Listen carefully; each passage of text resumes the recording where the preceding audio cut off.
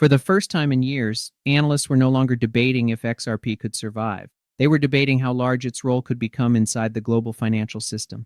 And that is where the uncomfortable projection came from. The idea that a $1,000 position in XRP today could, over time, become $50,000. Now, before your instinct kicks in and you dismiss that number, pause for a moment, because this is not a hype claim.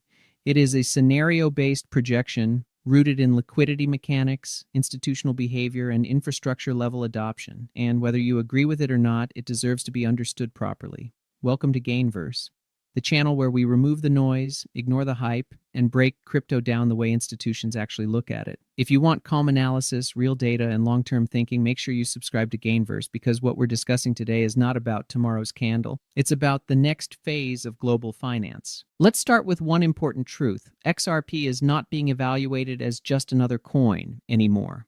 For years, XRP lived in a strange middle ground. Retail investors treated it like a speculative asset, while institutions kept their distance because of regulatory uncertainty. That gap created confusion, volatility, and frustration. But in 2026, that gap is closing. The reason extreme price projections keep coming back is not because people are hopeful. It's because the math behind them is not broken. Uncomfortable? Yes. Impossible? No. For XRP to reach prices like $50, it would require a market value measured in trillions. That sounds absurd until you remember one thing most people forget. Global financial markets don't operate in billions, they operate in hundreds of trillions. We often reject large numbers because they feel unrealistic, not because they are mathematically impossible.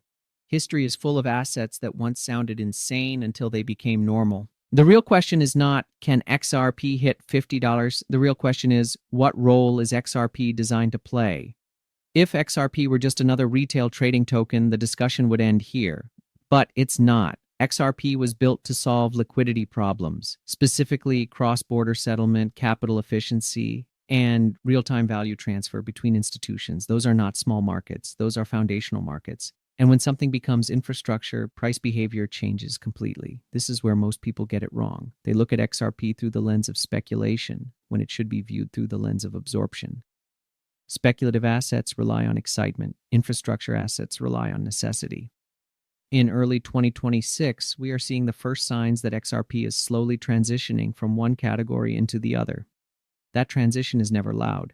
It is slow, boring, and deeply misunderstood until it's finished.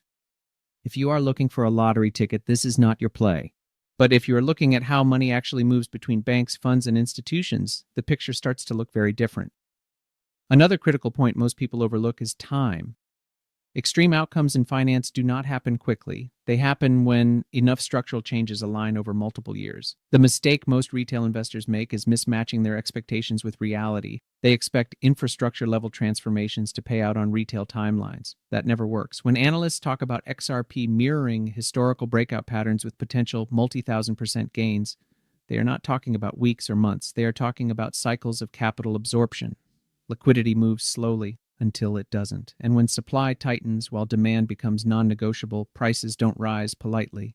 They adjust violently. This is why dismissing XRP's larger projections without understanding its mechanics is dangerous. Not because those projections are guaranteed, but because the conditions that could enable them are forming. Another uncomfortable truth is this. We often reject ideas we don't fully understand because being skeptical feels safer than being early.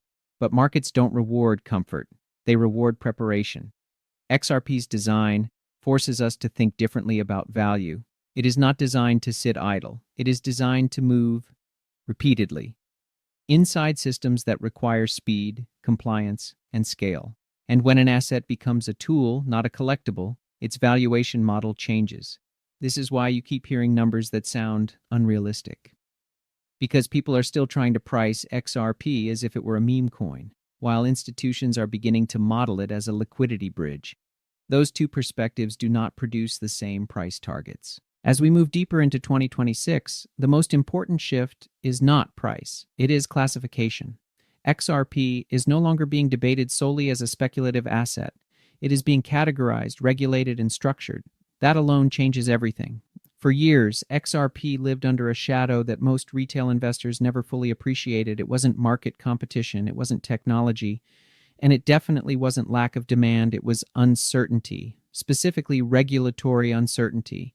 Every time XRP showed signs of momentum, the same invisible hand would press it back down. Institutions watched from the sidelines, not because they disliked the asset, but because they could not touch it. Compliance departments do not speculate, they wait for clarity. And for nearly half a decade, that clarity did not exist. Investors weren't just buying XRP, they were buying a legal question mark. That changed in May 2025. When Ripple Labs reached a settlement with the United States Securities and Exchange Commission, it was not just the end of a lawsuit. It was the removal of what analysts call a regulatory risk discount. That discount had quietly suppressed XRP's valuation for years. Most people misunderstand what that means. Markets don't price assets based only on what they are. They price them based on what could go wrong. For XRP, the legal case represented a worst-case scenario that institutions could not ignore. Even if the probability of a negative outcome was small, the consequences were too large. So they waited, and waiting kept capital out. Once that legal overhang disappeared, something subtle but powerful happened. XRP stopped being treated as a liability and started being evaluated as an eligible instrument. That single shift altered everything. Before the settlement, conservative financial institutions would not allow exposure to XRP under any circumstances. After the settlement, the same institutions began exploring how to gain exposure safely, legally, and at scale. This is where most retail investors miss the story. They assume institutional adoption begins with excitement. In reality, it begins with permission, and permission arrived in 2025. With legal clarity established, the next domino fell quickly. The pathway for a spot XRP ETF opened. This was not just another product launch. It was a structural reclassification. For the first time, XRP could sit inside regulated portfolios alongside traditional assets. Pension funds, asset managers, and institutions that could never buy tokens directly now had a compliant vehicle. This is how institutional money enters crypto. Quietly, methodically, without emotion. Once spot XRP ETFs launched, the market dynamics shifted again. Before ETFs, XRP's price was driven primarily by retail sentiment and headlines. After ETFs, a new force entered the system: steady accumulation. Institutions do not trade like retail. They don't chase candles. They don't panic sell red days. They buy based on allocation models, liquidity needs, and long-term strategy, and most importantly, they hold. The data following the ETF launch revealed something critical. Capital did not rush in and rush out. It flowed in consistently. Day after day, that consistency matters more than any single inflow number, because consistency changes supply dynamics. When ETFs absorb XRP, that supply does not return to exchanges quickly. It gets locked into custody, balance sheets, and long-term structures. This is how price floors are built, not with hype, but with absorption. Another mistake retail investors make is assuming institutions are trying to pump price. They are not. They are trying to secure access. When a financial product becomes necessary to offer liquidity, settlement, or exposure to clients, institutions don't ask whether the price is cheap. They ask whether the asset will be available when they need it. That mindset completely changes buying behavior. This is why the ETF moment matters so much for XRP. It marked the transition from speculative trading into structural ownership, and once that happens, volatility behaves differently. Price still moves, corrections still occur, but the underlying demand becomes far more resilient. This is also why extreme projections resurface after institutional entry. Not because institutions believe in wild targets, but because their participation alters the mathematical constraints of the market: more capital, less liquid supply, longer holding periods. That combination has historically preceded major repricing events across multiple asset classes. Another important detail often ignored is time. Institutional capital does not reprice markets overnight. It builds pressure, quiet pressure, and pressure only becomes visible when the system reaches its limits. This is why many people look at XRP's price today and say nothing has changed, while analysts looking at structure see everything changing. The ETF did not make XRP valuable. It made XRP accessible, and accessibility is the gateway to scale. In every financial market, there is one rule that overrides all others: supply and demand. Most people in crypto obsess over demand. They track hype, headlines, influencers, and inflows. Very few pay attention to the other side of the equation: supply. And that is where the real story of XRP begins to unfold. As we move into 2026, analysts are identifying something unusual happening beneath the surface. It's not loud, it's not trending on social media, but it is one of the most powerful forces in any market: a liquidity vacuum. A liquidity vacuum occurs when the amount of an asset available for immediate purchase begins to dry up, while demand either remains stable or increases. In simple terms, there are fewer sellers willing or able to provide liquidity at current prices. This is not speculation, this is structure. Over the past year, XRP balances on public exchanges have been steadily declining. Holders are moving XRP off exchanges into private wallets, cold storage, and institutional custody solutions. That behavior matters. When assets leave exchanges, they are no longer easily tradable. They are removed from the liquid market. And when enough supply disappears, even moderate buying pressure can cause aggressive price movement. This is where price mechanics change. Most people assume price rises because everyone suddenly wants to buy. In reality, some of the strongest price moves happen because no one is willing to sell. That is exactly the environment XRP is slowly entering. As institutional participation increases through ETFs and custody products, XRP is being absorbed into structures that are not designed for frequent trading. These entities are not flipping for 10% gains, they are positioning for years. And that means supply is becoming sticky. Another key point often ignored is that XRP's total supply number is misleading. While the ledger has a fixed maximum supply, only a fraction of that supply is actively liquid at any given time.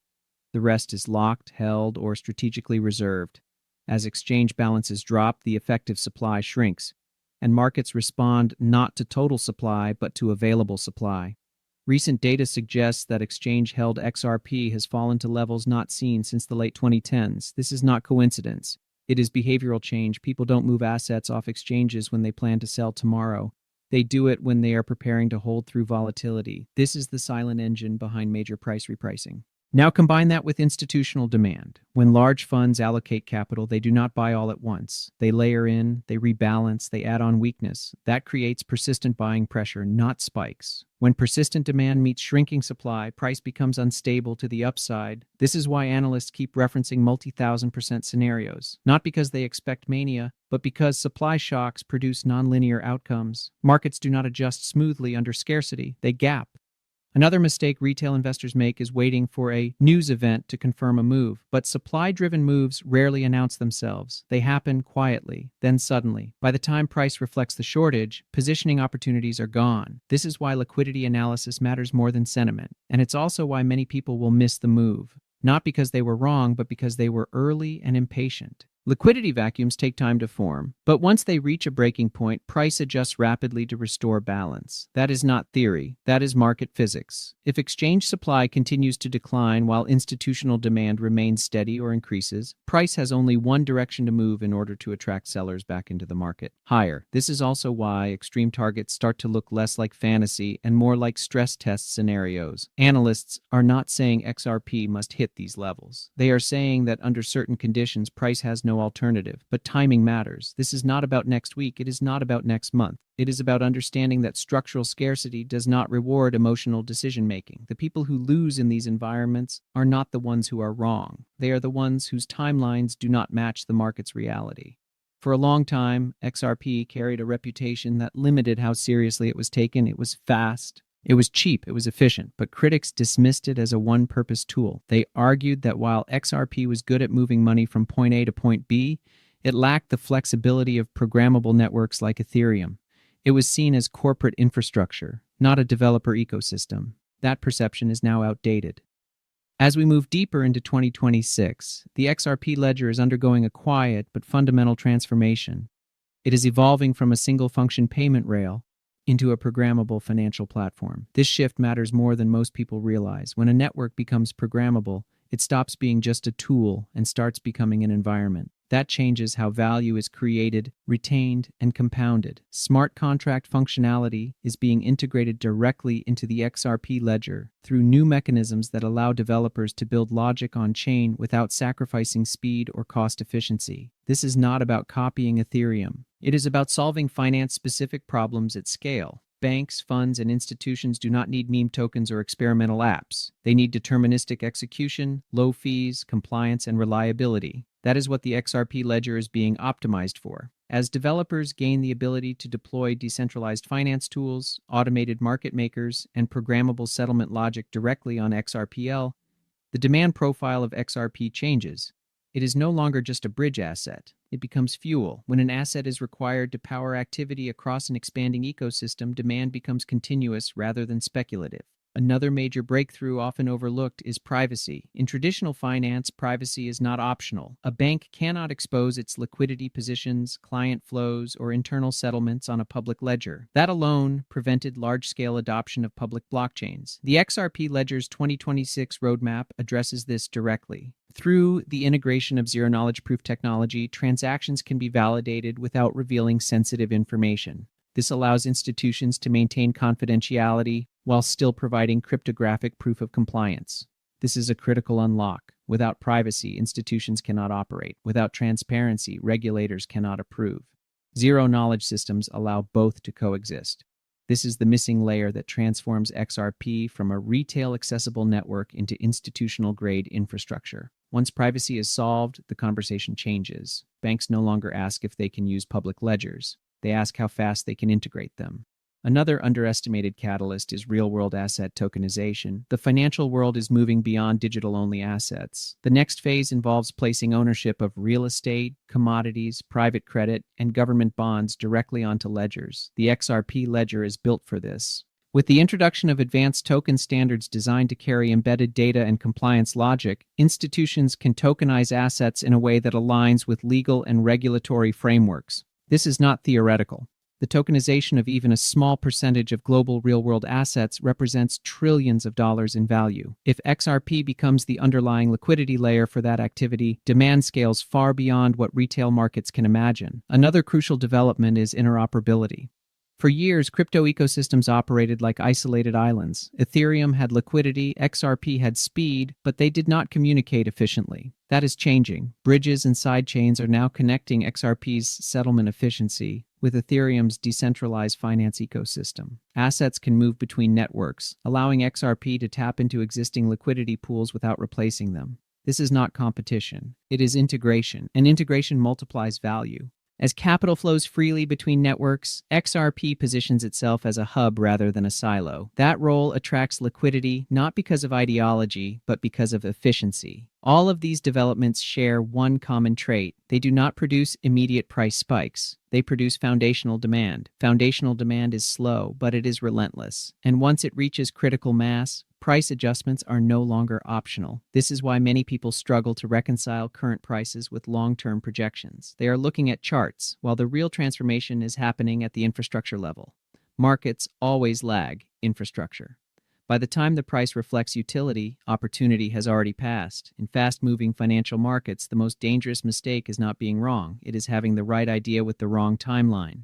Throughout this series, we've broken down the pillars behind XRP's long-term thesis: institutional access, shrinking liquid supply, regulatory clarity, technological evolution, and real-world utility. Individually, each of these factors is meaningful. Together, they form a blueprint that explains why extreme price projections refuse to disappear. But understanding the blueprint is only half the equation. The other half is time alignment. Most investors fail not because their analysis was incorrect, but because their patience was thinner than the market's ability to move. They expect infrastructure-level change to behave like a speculative trade. That disconnect is where losses happen. XRP is no longer operating in a purely speculative phase. It is transitioning into an integration phase. And integration is slow, methodical, and often boring to watch in real time. That is why daily price action is misleading. Short-term volatility does not reflect long-term adoption. Institutions do not move capital based on candles. They move based on regulation, access, compliance, and operational necessity. And those processes take time. As we sit here in early 2026, the variables that will define XRP's trajectory are becoming clearer. ETF inflows are providing a regulated gateway. Exchange supply continues to tighten. Developers are expanding utility. Privacy and tokenization are unlocking institutional use cases that were previously impossible. But none of this guarantees a specific price. There is no certainty in markets. What exists is probability. Market models today still assign a relatively low probability to extreme outcomes in the short term. That is not because they are impossible, but because institutional capital moves gradually. Liquidity does not flood in overnight. It builds. And when it finally reaches scale, the repricing event often looks sudden only to those who were not watching the structure. This is why claims like turning $1,000 into $50,000 feel unrealistic to most people. Not because the math is broken, but because the timeline is misunderstood. Could such an outcome happen in a single year? Highly unlikely. Could it occur over a multi-year horizon if XRP succeeds as a global liquidity standard? That question is no longer absurd, but it requires something most investors struggle with: discipline. If you need immediate returns, infrastructure plays are not designed for you. If your financial needs are short-term, volatility will work against you. However, if you are positioning for long-term structural change, patience becomes an asset. This is where many people misjudge risk. They believe holding is passive. In reality, holding through uncertainty is an active decision, and it must be intentional. XRP's future does not depend on hype. It depends on execution, on whether institutions continue integrating, on whether tokenization scales, on whether liquidity demands force adoption. Those are not things retail investors can control. What you can control is education, position sizing, and time horizon. The biggest takeaway from this blueprint is not a price target, it is clarity. XRP is no longer what it was 3 or 4 years ago. The uncertainty window is closing, regulation is settling, utility is expanding, and as that happens, the explosive volatility that creates life-changing opportunities will eventually compress. That is how markets mature. By the time everyone agrees, the asymmetry is gone. We often confuse unlikely with impossible. In finance, that mistake is expensive. The smarter approach is not to chase predictions, but to understand conditions, to know what must happen for a thesis to succeed and what would invalidate it. If you do that, price becomes a secondary concern. The blueprint is now visible. How you choose to act on it depends entirely on your goals, your patience, and your understanding of risk. For those who want to continue learning beyond headlines, data matters more than opinions. Track institutional flows, study network activity, follow integration milestones, not social media trends. And remember, wealth in this market is rarely created by excitement. It is created by preparation. If this breakdown helped you think more clearly, do me a favor and subscribe to Gainverse. This channel exists to help you understand markets, not sell you fantasies. And if you want to go deeper, take the time to educate yourself properly. Knowledge compounds faster than speculation ever will. I'll see you in the next one.